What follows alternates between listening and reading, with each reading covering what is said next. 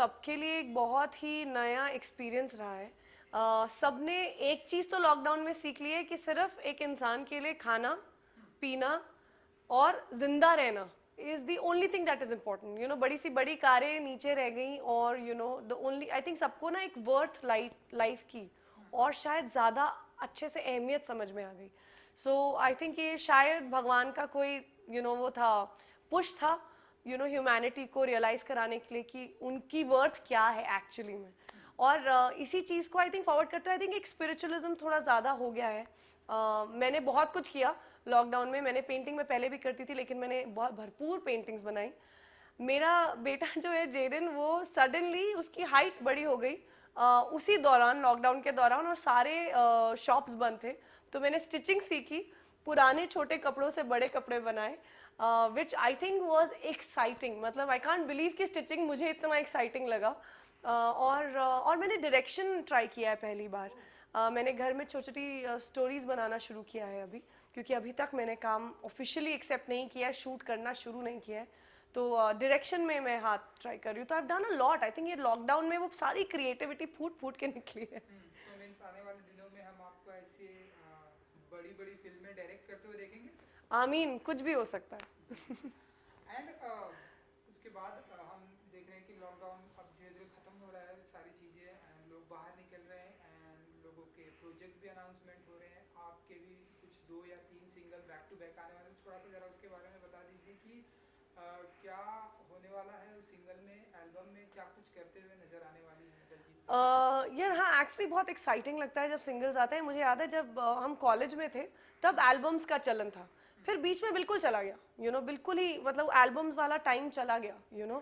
फिर अब वापस आया है and I am really excited क्योंकि I get to be a part of it. तो मैं बहुत ही इंटरेस्टिंग 3 सॉन्ग्स शूट कर रही हूँ बैक टू बैक। और एक बिल्कुल पंजाबी है, बिल्कुल हार्डकोर देसी पंजाबी है। अब पंजाबी का तो मेरा थोड़ा कनेक्शन है ही। और एक प्रोड्यूसर है हिमांशु शर्मा, जो प्रोड्यूस कर रहे हैं तीनों गाने, उनके लिए मैं शूट कर रही हूँ।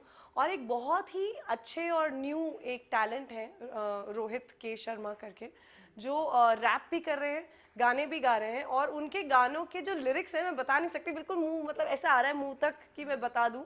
बड़ा ही इंटरेस्टिंग उनके कॉन्सेप्ट्स हैं। और मैं नहीं चाह के भी एक चीज़ बताऊंगी, ब्यूटी ऑन स्कूटी, एक ऐसा एक छोटा सा मैं हिंट दे सकती हूँ। और इतना क्यूट है वो पूरा, जो आप सुनते हैं ना तो मतलब वो सुनने के बाद लगता है एक बार और सुना दो, एक बार और सुना दो। और 2-3 और ऐसे सॉन्ग्स आ रहे हैं, हम लोग अलग अलग लोकेशंस पे शूट करने वाले हैं। So I am really excited about it.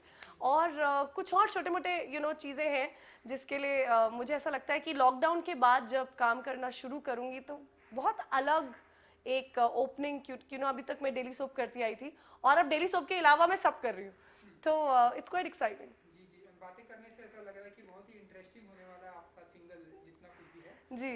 And हम देख रहे हैं कि साल का जो सबसे बड़ा कंट्रोवर्शियल शो होता है या हाईलाइट शो, टीआरपी वाला शो होता है बिग बिग बॉस। बॉस। आप इस घर से आगे, तो आप बताइए कि पहले तो कितना फॉलो कर रही हैं आप इस बार का बिग बॉस 14?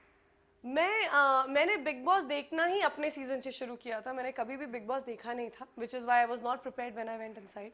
लेकिन बिग बॉस 13 से मैंने देखना शुरू किया और अब मैं डेफिनेटली एडिक्टेड हो गई हूँ और देखती हूँ और देख रही हूँ। और ऑनेस्टली मेरा लालच तो सिद्धार्थ है, क्योंकि ऐसा लगता है अपना ही को कंटेस्टेंट है और थोड़ी अटैचमेंट तो है ही। तो I am quite excited to see Bigg Boss 14। जो चलिए, सिद्धार्थ की बात हुई तो सिद्धार्थ तो माना कि सीनियर हैं, लेकिन इस बार जो सीनियर और फ्रेशर का जो कॉन्सेप्ट यूज किया है, कैसे देखते हैं आप? और जो इतना अब तक जो चल रहा है उसे कैसी देखते हैं दलजीत जी? यार मुझे लगता है कि जो रियल गेम है वो सीनियर्स के जाने के बाद ही शुरू होगी। जब तक सीनियर्स घर में हैं तब तक सब थोड़े से बंधे हुए हैं।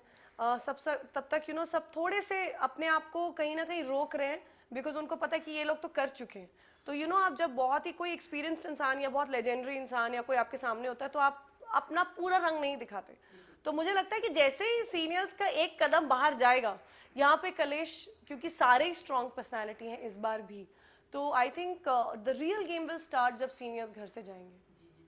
तो जो फ्रेशर हैं अब तक जितने भी फ्रेशर हैं, उनमें से किसका सपोर्ट करती हैं दलजीत जी? यानी किसे मानती कि हाँ ये आगे जाने वाले हैं, हो सकता है ये विनर हो सकते हैं आपके अनुसार?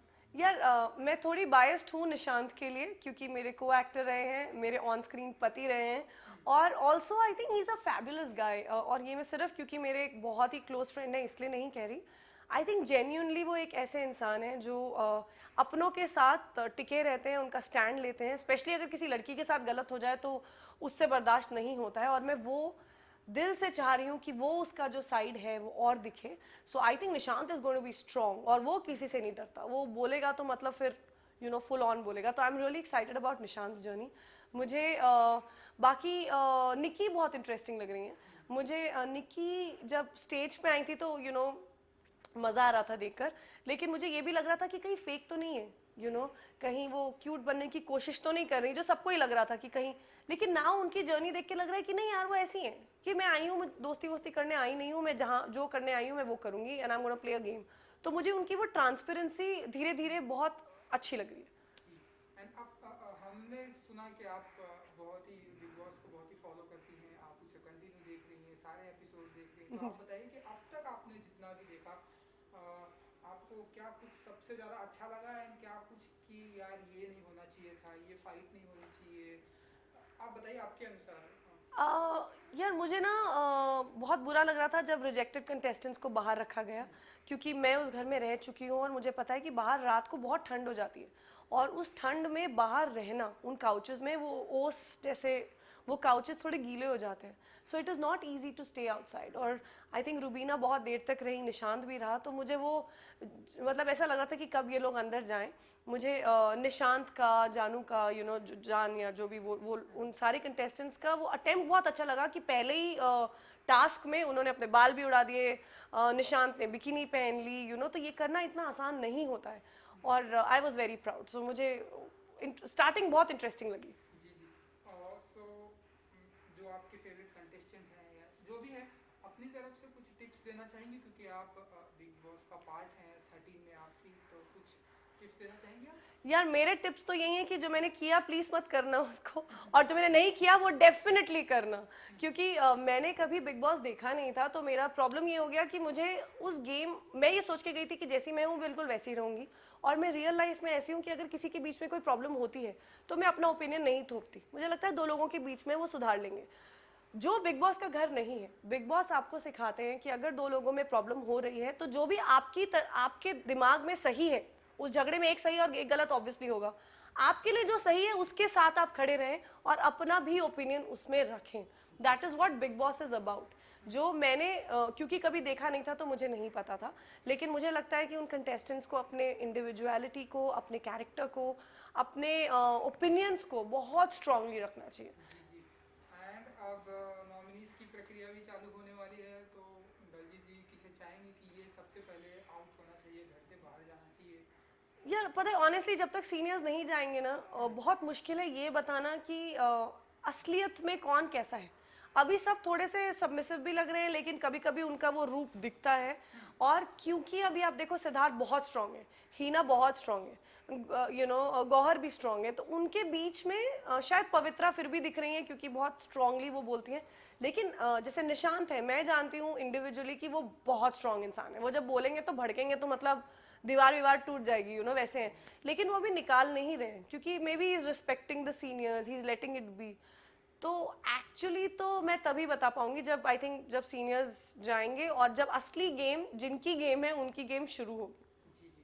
एंड सलमान खान जो कि इस बिग बॉस के सबसे बड़े होस्ट हैं, क्या कहना चाहेंगे आप उन्हें, कैसे वो जिस तरह से वो होस्ट करते हैं, आप तो वहाँ से आई हैं, तो बताइए कि सलमान खान जी के लिए क्या कहना चाहेंगे? सलमान सर को मैं जब पहली बार मुझे याद है मैं स्टेज पे मैंने एंटर किया था, तो उन्होंने बड़े प्यार से अपना हाथ देके मुझे स्टेज पे लेकर आए थे, और जो इंटरव्यू उन्होंने मेरा लिया, इंटरव्यू माने जो हमारा इंटरेक्शन हुआ, he is so warm, like उनकी एक अर्नेस्ट एक बिहेवियर है जो बिल्कुल नहीं लगता कि आप सलमान खान के सामने हैं, वो इतने प्यार से बोलते हैं, आपको इनडायरेक्टली हिंट्स भी देते हैं, कि आपको ये करना चाहिए, या आप इवन वीकेंड का वार जब आता है आप देखेंगे वो हेल्प करते हैं, उन्होंने मेरी हेल्प करने की कोशिश की थी, लेकिन मैं क्योंकि गेम नहीं जानती थी तो मुझे समझ में नहीं आया, लेकिन सलमान सर वाकई में अगर आप अच्छा खेल रहे हैं, उन्हें आप अच्छे लग रहे हैं, तो वो आपकी मदद भी करते हैं, वो आपको हिंट भी देते हैं, वो बस समझ, अगर आपने गेम देखा हुआ है तो आप समझ जाते हो, तो मुझे वो बहुत अच्छा लगता है।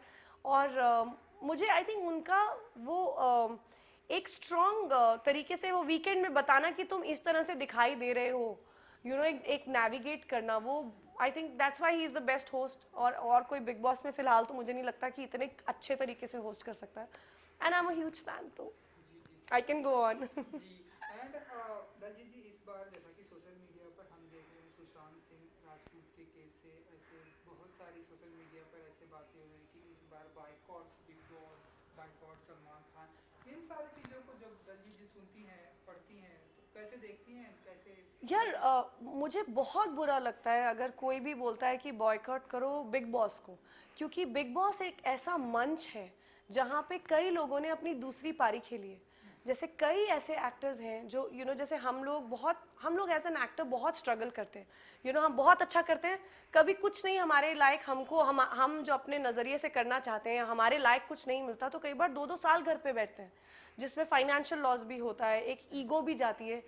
बिग बॉस एक ऐसा मंच है जहाँ पे कितने लोगों ने अपने आप को रीडिफाइन किया है, कितने लोग, और बिग बॉस का एक ऐसा टाइम था जब वो फ्रेशर्स को भी एनकरेज करते थे। कितने, आप अभी भी देख लीजिए, सना है, मैं फ्रेशर नहीं बोल रही हूँ, वो बहुत टैलेंटेड लड़की हैं, जो बहुत बहुत ही एंटरटेनिंग है, और आज आई थिंक बिग बॉस के सारे कंटेस्टेंट में सबसे ज़्यादा फेमस वो है। तो ऐसे मंच को जो ऐसे नामों को इतना बड़ा बना सकता है, वो पोटेंशियल हो, तो आई थिंक ऐसे मंच को ही तो प्रमोट करना चाहिए, जो वाकई में, जैसे मैं मेरे किरदार के लिए मशहूर हूँ, मैं अंजलि के लिए मशहूर हूँ, मैं शिखा के लिए मशहूर हूँ, मैं अंतरा के लिए मशहूर हूँ, लेकिन बिग बॉस आपको as a name, as Daljeet Kaur, आपको घर घर का नाम बनाता है। तो ये तो आई थिंक बिग बॉस को तो बॉयकॉट करना मुझे लॉजिक नहीं समझ में आ रहा है, क्योंकि हम सब कोई कहीं से आए नहीं है, हम तो मेहनत कर रहे हैं, और वो मंच हमको एक और लेवल पे लेके जाता है, तो I don't understand that logic. तो चलिए जाते आते अपने फैंस को, अपने दर्शकों को कुछ कहना चाहेंगे दलजीत जी?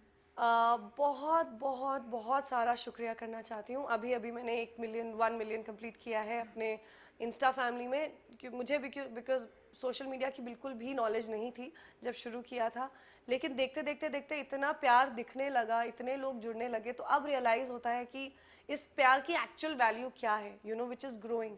सो I want to thank all of you for being a part of my journey, being a part of my good and bad, मेरे अच्छे और बुरे में, कम और ज़्यादा में आप हमेशा मेरे साथ रहे हैं, so thank you, and I hope कि इसी तरह से आप लोग प्यार बनाए रखें।